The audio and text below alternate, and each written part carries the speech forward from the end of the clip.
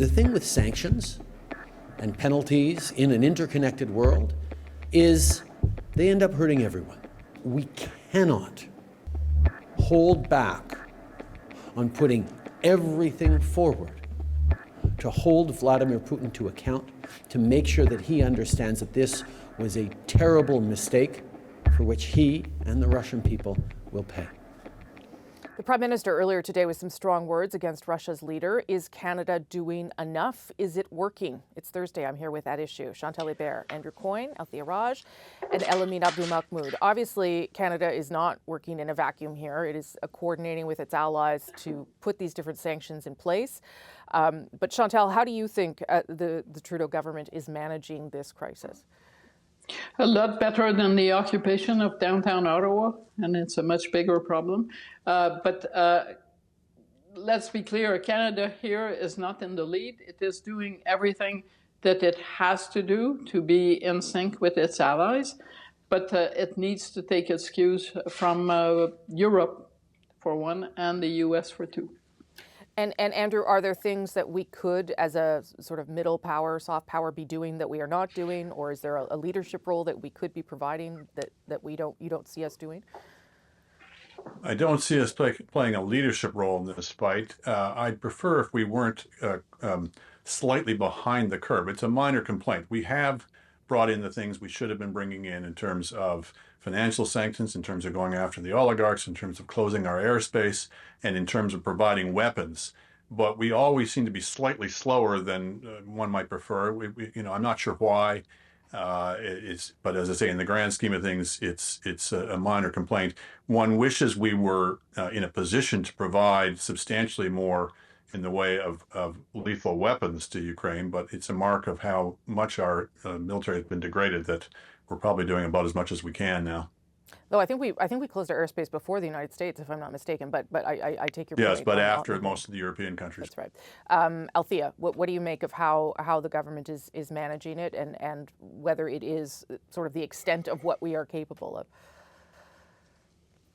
Well, I think the interesting thing in this is that bar of like what the government is prepared to do keeps shifting, and that's a good thing. I mean, I think to everybody else's point, we are working hand in hand, and it's great to see the type of cooperation that we've seen with the United States and with our European allies, and with, I'm still blown away by Switzerland, no longer being neutral, and Germany increasing its defense spending. I mean, the changes that have happened over the past 2 weeks are monumental, but is it working? Is it working? Has the war stopped? Clearly not. Yeah. Are Western powers willing to take that further step?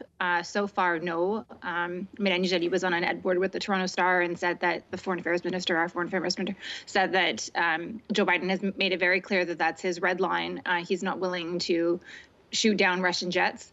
And, so far, nobody else is willing to do that. NATO has been very clear, but could it be that eventually that line also shifts? If, I don't remember seeing a war like this. Like every morning I wake up to Twitter and there are social media videos about what's happening on the ground, the way people are dying. If we see things that we are not able to tolerate, will we be willing to support our governments in going that extra line?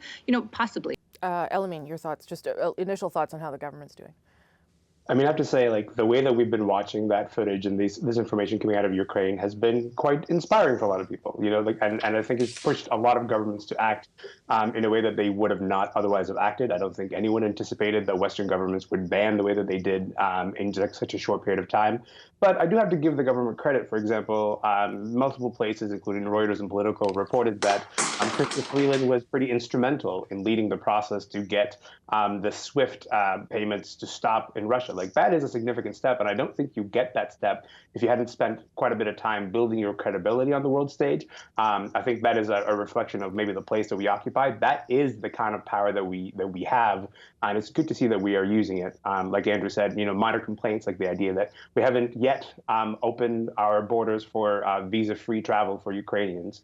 But one presumes that is actually coming. Like, we seem to be moving in that direction because, as Althia said, the things that we're willing to do keep changing, and that is a good thing. So what are we're sort of not going to do that. What's like that, the government we're not going to do visa-free travel. The government has made it clear. I think today's announcement makes it. They are too afraid of security concerns that they're willing to expedite process. And I think it's a good thing if this is the model that they bring forward in other potential conflicts down the road. But they've made it very clear that visa-free travel is not happening, and sending the Russian ambassador packing also at this point is not. Okay, so what about the broader issue that the government and all allies seem concerned about here? Sort of rules-based order in the world, and how this. How we move forward from here, because it is I am not sure what happens at this point. Chantal, I know that's a big question, but are you asking me what happens at this point? Because if you are, you're asking the wrong person. No, I'm asking you how do we go back to, or do we go back to a place where rules-based order is what sort of guides us in the world? Actually, I think that the past week and a half has strengthened the rule-based order in the world. The notion that the EU couldn't stand together, that NATO was placed an empty shell, it was called, I think, by President Macron. So on that basis, and the fact that governments are actually backed by public opinion. But I think there is a limit to governments being backed by public opinion rather than offering guidance on this. And there's a line there. I'm not sure it's the red line that Joe Biden has, but there is a line where you need to be leading and not reacting to public opinion pushes. Right. That being said, because I'm one of the older members on this panel, I'll remind you that when we last saw pictures, or first saw pictures of a conflict, it would have been the Vietnam War, and the reaction was to go for peace. Right. The opposite is happening this time, and that's different. Yeah, I mean, the first war I remember seeing on TV was the Iraq War, that we were seeing things in real time. This is a different kind of experience because of what you've all said about social media. Andrew, on the broader question about sort of international order being upended, is it, to Chantal's point, actually being strengthened through this in some way? In some way. So certainly the reaction since the invasion of Ukraine has been heartening, but it's very late in the day. Vladimir Putin has presented a challenge to the rules-based order for many, many years. And his previous incursions upon it, his previous outrages, including in Ukraine in 2014, including in Georgia in 2008, were met with much less fortitude and much less strength and resolve, which is the reason why we're here today. And we are in a very, very serious challenge here. So yes, the world has moved together on this in encouraging ways in terms of sanctions, et cetera. But the challenge presented by Putin is existential. It's obviously existential for Ukraine, but when you see the facility with which he wields the nuclear threat, it is clear that we're not dealing with somebody here who is amenable to a rules-based order. And while we have decided that we're going to draw the line at we will provide weapons to Ukraine, but we will not provide air cover. Well, those are challenging questions. We think what we're doing there is we're avoiding acts of war, but these are very fluid definitions.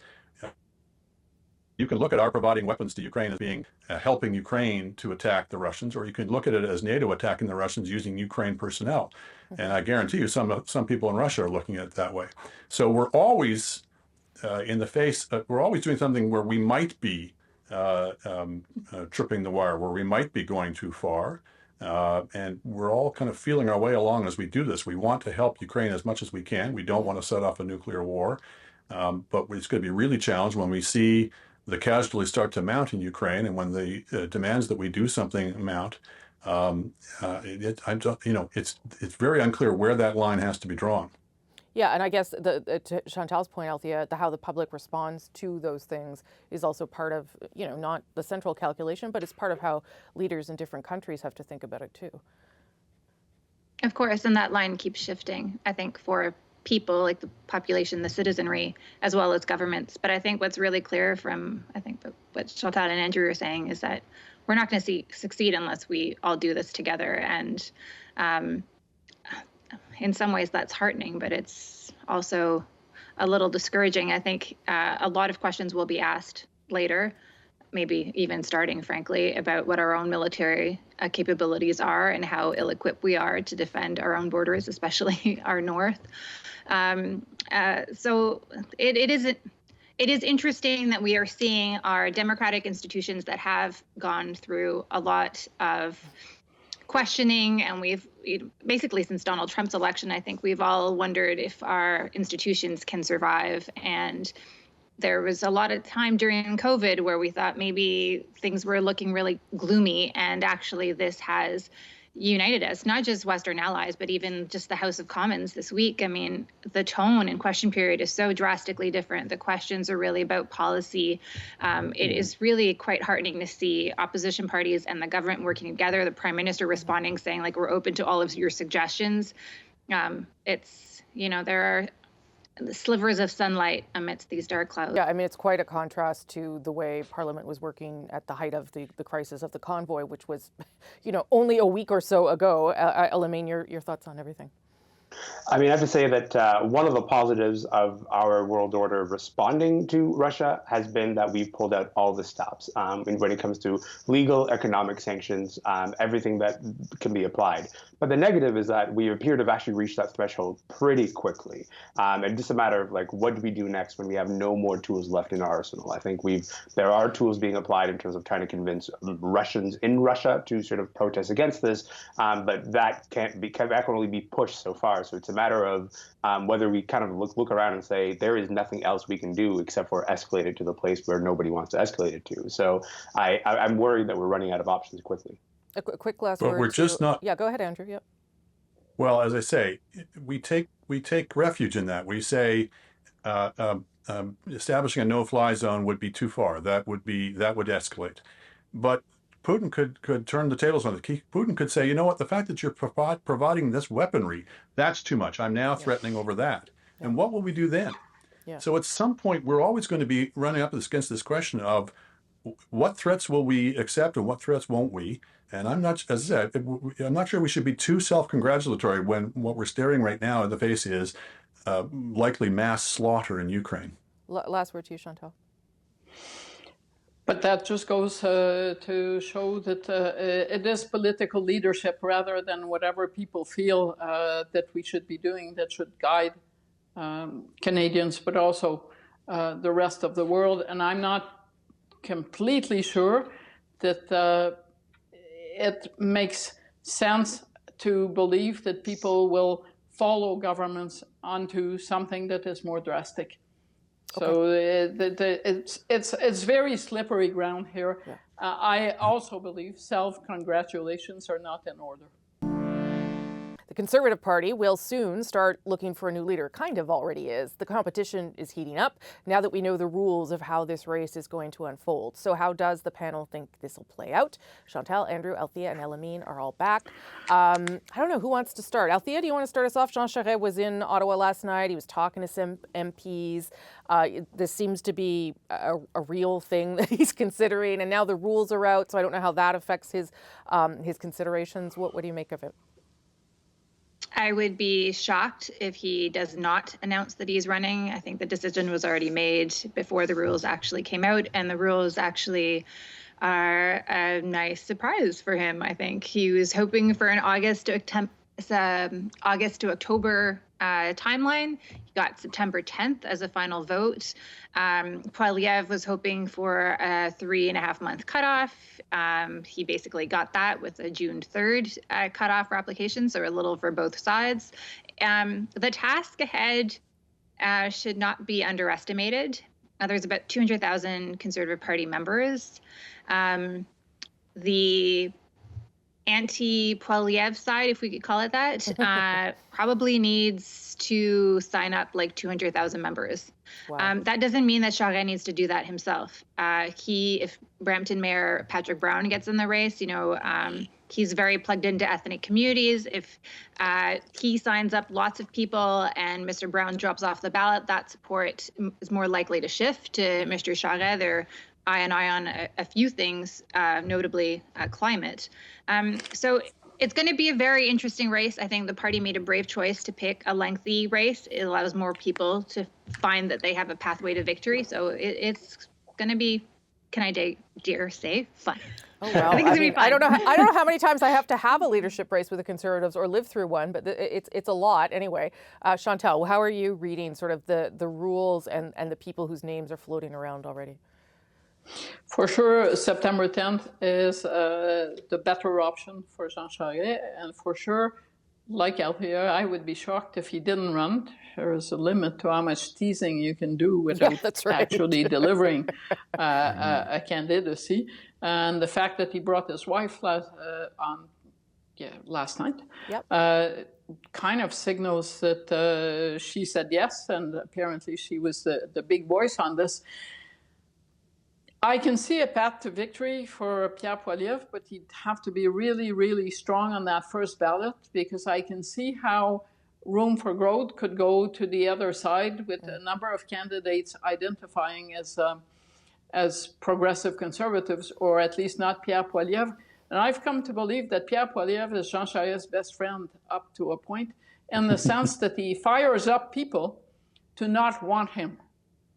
And it gives them a motive to look for the person most likely to beat him. And if you think that doesn't matter, think back to Andrew Scheer.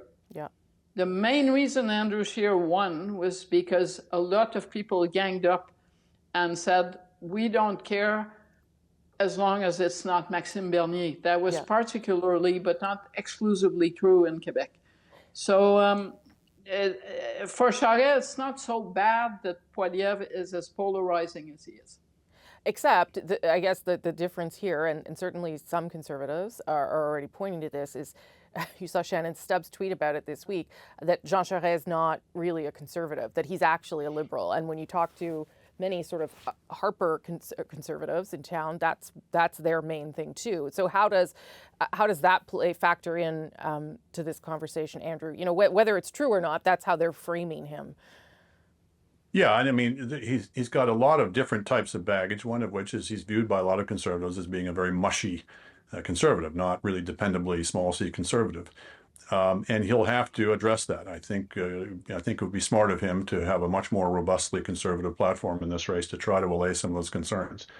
But you know, a lot of effort will be invested in that regard to try to paint this as an ideological fight between the left and the right of the party. Yeah. I don't actually think it is that. I think this is much more about character and judgment.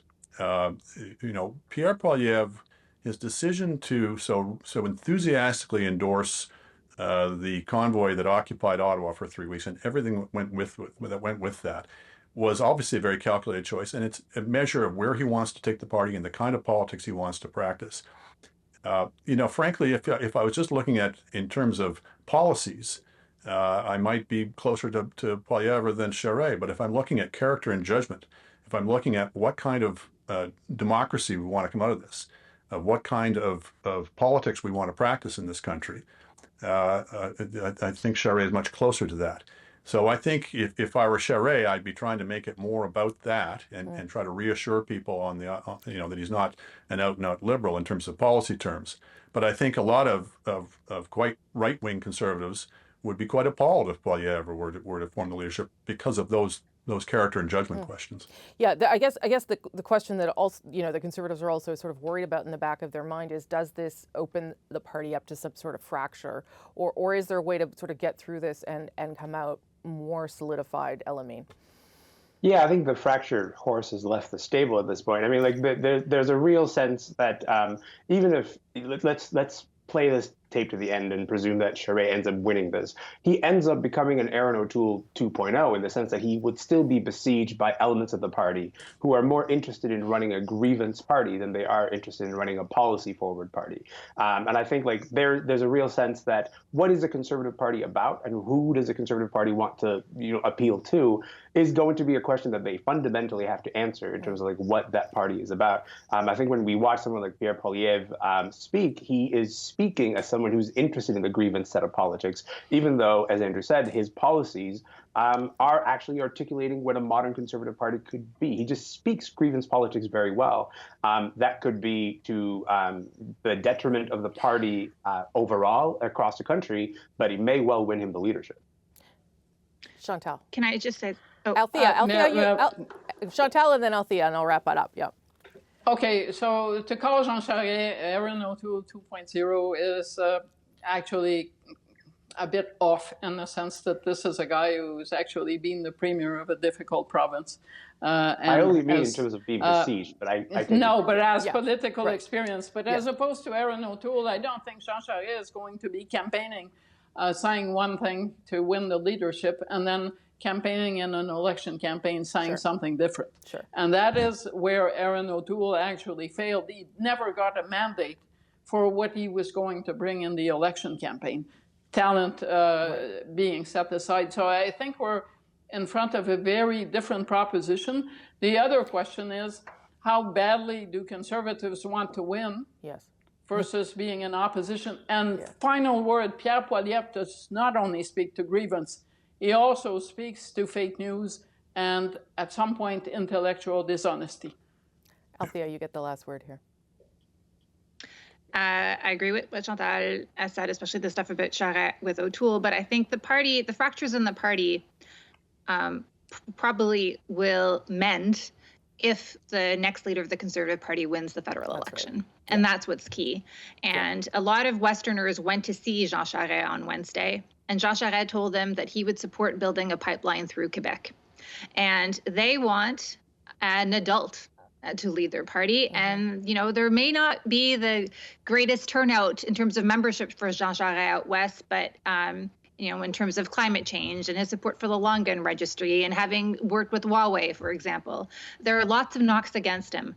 But if people think that he can give them the keys to 24 Sussex, they will vote for him. Yeah, I think we make that point every time we talk about leadership. You can forgive a lot of things if you know someone's going to bring you into government, which tells us a lot about politicians. Okay, we'll talk about this 15,000 more times. So thank you all very much. Appreciate it.